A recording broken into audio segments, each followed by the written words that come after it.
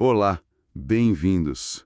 Hoje a gente vai mergulhar num material bem diferente. São trechos de um romance chamado O Buscador de Respostas, do Aloysio Fontes.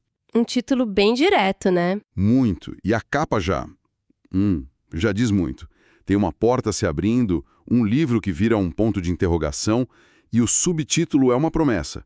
Fazer a pergunta certa já é metade da resposta. Nossa! A ideia é acompanhar a jornada do protagonista, o Daniel, que no fundo é a jornada de todo mundo que um dia para e pensa, tá, e agora?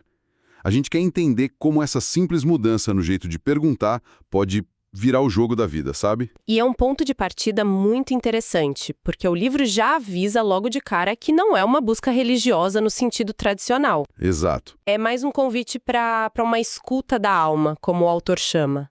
A proposta toda é sair um pouco da lógica da mente, que quer explicar tudo, para achar um outro tipo de resposta.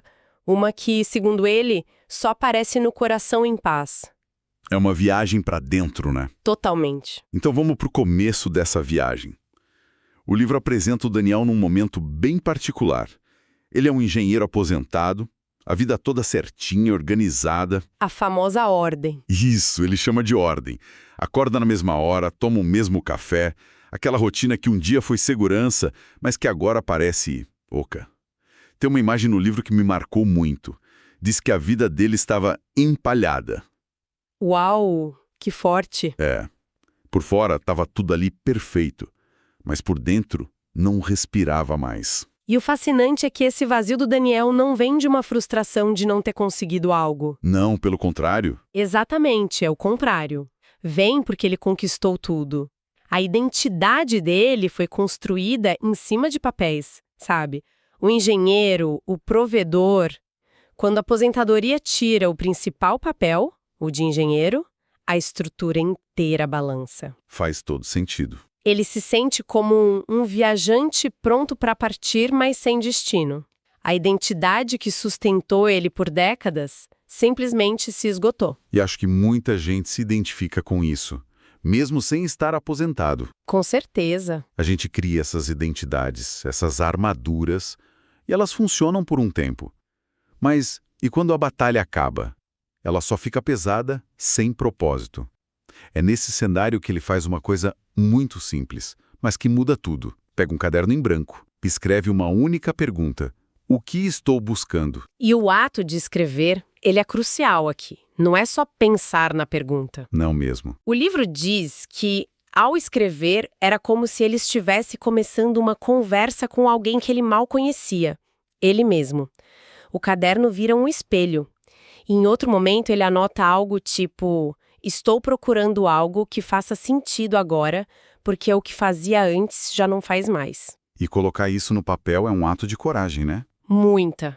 De admitir a própria vulnerabilidade e quebrar a casca da vida perfeita. Só que a gente sabe que só a vontade não costuma ser o suficiente para quebrar padrões tão antigos. A mente resiste, né? Demais. O corpo continua no automático, e é aí que a vida dá um empurrão. Ou melhor, um tranco. O corpo do Daniel começa a dar sinais. Um cansaço que não passa, aperto no peito, insônia. Coisas que ele, como bom engenheiro, tenta ignorar ou racionalizar. Isso. Achar uma causa lógica. Tem um desmaio em casa. O diagnóstico é super genérico, estafa. Mas para ele, aquilo é um divisor de águas. Totalmente. Tem uma frase ótima no livro sobre isso.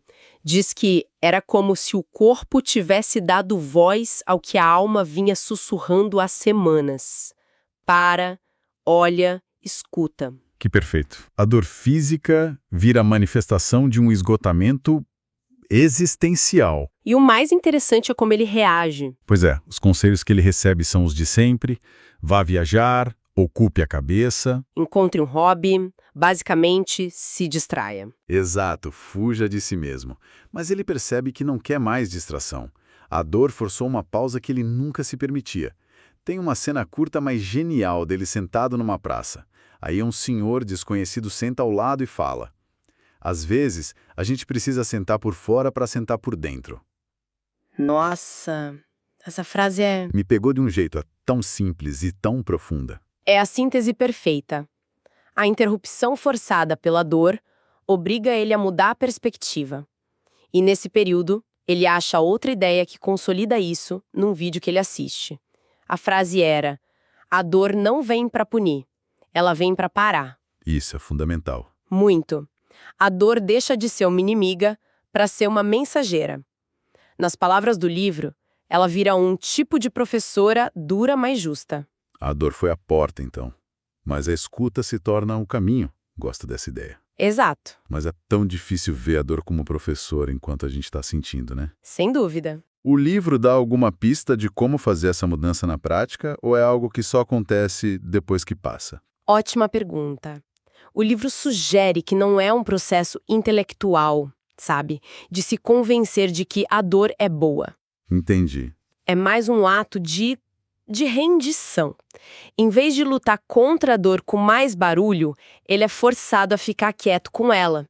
E nesse silêncio forçado, ele começa a perceber que não adianta parar o corpo se a mente continua fazendo as mesmas perguntas de sempre. É aqui que a grande virada acontece. Exatamente, a sacada. A famosa virada da pergunta. Ele começa a reparar no peso da pergunta por quê. Ele nota que, para ele, o porquê estava sempre conectado a uma queixa, a um ressentimento. Por que isso aconteceu comigo? Uma pergunta que olha para trás, né? Sempre para trás, buscando um culpado, uma explicação que nunca satisfaz de verdade. E ele percebe que a alma dele não queria mais isso. E aí entra a descoberta mais transformadora da jornada. O porquê busca justiça, uma explicação lógica. E nos coloca numa posição de vítima ou de juiz, presos a um passado que não dá para mudar. É como dizer para a vida: você me deve uma explicação. E essa dívida prende a gente. E a proposta do livro é a troca do porquê pelo... Pelo para quê. E qual a diferença na prática? Parece sutil. Mas é abissal. A pergunta para quê não busca explicação, ela busca sentido. Sentido. Ela nos tira do lugar de vítima e nos coloca num lugar de aprendiz. Ela olha para frente e pergunta: qual o propósito disso? O que eu posso aprender com isso? Para que essa dor apareceu? Ela não nega o sofrimento, mas pergunta qual é o seu potencial de transformação. Isso me lembra muito a logoterapia do Viktor Frankl, aquele psiquiatra que sobreviveu aos campos de concentração. Sim, tem tudo a ver. Ele dizia que a principal força humana é a busca por um sentido. A pergunta para quê é, em essência, uma ferramenta para isso. É a mesma linha. E o Daniel começa a fazer isso como um exercício prático mesmo.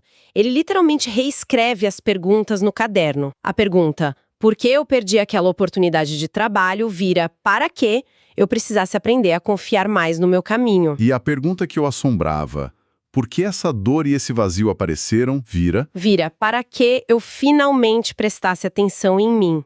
É uma mudança de vetor. mas não tem um risco disso virar, sei lá, uma positividade tóxica? Tentar achar um lado bom para tudo? O livro aborda essa nuance. A troca não é para negar a dor ou fingir que tá tudo bem. É sobre dar a ela um lugar e uma função. O Daniel resume isso de um jeito brilhante. Quem pergunta por quê, quer justiça. Quem pergunta para quê, busca sentido. E são buscas muito diferentes. A busca por justiça nos paralisa na indignação. Isso. E a busca pro sentido nos coloca em movimento, mesmo com a dor. A dor continua lá, mas agora ela pode ser transformada em sabedoria. E essa nova forma de se relacionar com a vida abre um espaço interno diferente, né? Um espaço para... Escutar. O livro fala muito sobre uma voz que vem de dentro. Sim, mas não é descrito como algo esotérico, uma voz literal. Certo. É mais como uma intuição, uma consciência sutil que começa a aparecer nas brechas, quando o barulho da mente que só pergunta por quê diminui. É uma voz que, segundo o texto, não grita, não ordena e não julga. Apenas sugere. E para ouvir tem que desacelerar. Tem. O mundo, diz o livro, fala alto demais. A alma sussurra e só escuta quem desacelera. O silêncio, que antes era o vazio assustador, vira um espaço fértil. Exato. Um solo onde essa consciência mais profunda pode brotar. E até a relação dele com a leitura muda completamente. Ele que lia notícias, livros técnicos, encontra um livro antigo de filosofia que dizia algo como: você não precisa de mais palavras, precisa de mais escuta. E aquilo o atinge em cheio. Totalmente. A partir daí, ele para de ler para acumular informação, ele começa a ler para ser transformado. Ele lê uma frase que o toca, fecha o livro e fica com ela, deixando-a repousar dentro de si. Isso vai contra tudo que a gente aprende sobre a leitura dinâmica e produtividade hoje em dia, não é? Totalmente. É o oposto de consumir conteúdo. Exato. É a diferença entre consumir informação e digerir sabedoria. Uma é sobre velocidade, a outra é sobre profundidade. E isso se conecta com a ideia de que a jornada não era para encontrar algo novo, distante, mas para remover o que impede de ouvir o que sempre esteve perto. Adorei essa ideia. A alma é comparada a uma planta que brota quando menos esperamos, desde que haja silêncio e espaço. O que nos leva ao desfecho, o tal do encontro. O curioso é que a busca dele termina não porque ele encontrou a resposta. Não foi isso. A busca termina porque ele aprendeu a ser inteiro, mesmo sem as respostas. O grande encontro não foi com uma verdade externa, mas com o próprio centro. Essa é a grande virada. O que ele encontra é o que o livro chama de alegria sem motivo. Não é uma euforia, é uma plenitude serena que não depende de nada de fora. Brota de dentro. Brota de estar presente. A maior transformação foi ele ter se tornado amigo de si. O texto usa uma metáfora linda. Ele deixou de ser um visitante da própria alma para se tornar um morador. Um morador. Isso é ótimo.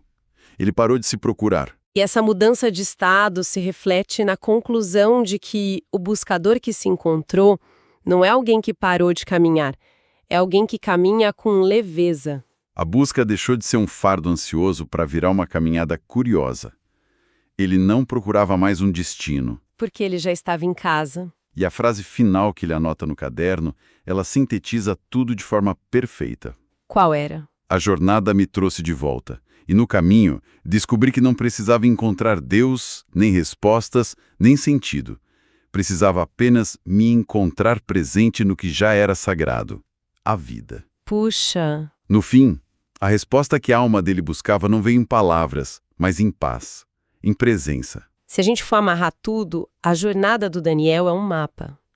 Um mapa que mostra como a transformação não vem de esperar que a vida dê respostas, mas de mudar a qualidade das nossas próprias perguntas. É sair do lugar de quem cobra explicações do passado para quem busca um propósito no presente. Essa mudança do porquê que prende pro para quê que liberta é o motor de tudo. Com certeza. E a história dele não é uma fórmula mágica, claro. É um espelho. É um convite para cada um olhar com mais carinho e curiosidade para as perguntas que anda se fazendo. Perfeito. E para a gente fechar, queremos deixar não uma conclusão, mas uma semente. Uma pergunta para reflexão tirada do caderno do buscador. É uma daquelas perguntas que não pedem uma resposta rápida da mente, mas um silêncio atento. A pergunta é: o que em mim já sabe, mas eu ainda não reconheci?